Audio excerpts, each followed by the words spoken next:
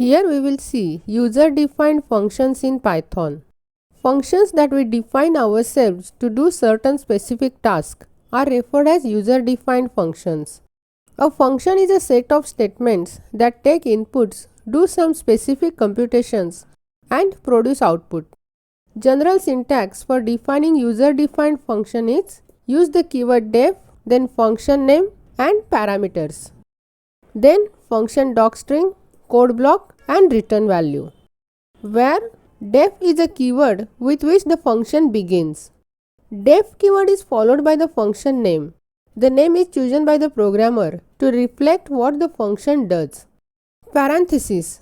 The name is followed by the pair of parentheses and a colon. Parameters are any input parameters or arguments that should be placed within these parentheses. They are optional. Function docstring.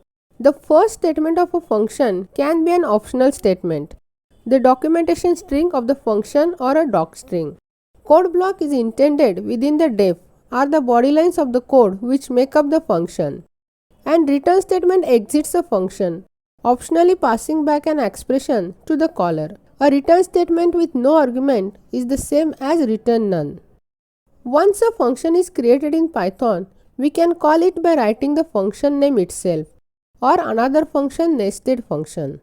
The general syntax for calling a function is: here function is defined with def keyword and the statements, and to call the function directly use the function name. There are some rules in Python to define a function. An argument or input parameter should be placed within the parentheses. The function first statement can be optional statement, that is docstring, or the documentation string of the function. A code within every function starts with a colon and it should be indented, that is space should be given. The statement return with expression exits a function, optionally passing back a value to the caller. A return statement with no argument is the same as return none. For example, here function is defined with name even odd with parameter x, and here we check if x mod 2 equal to 0, it will print even, else it will print odd. And when we call the function even odd with value 5, it will give the output odd.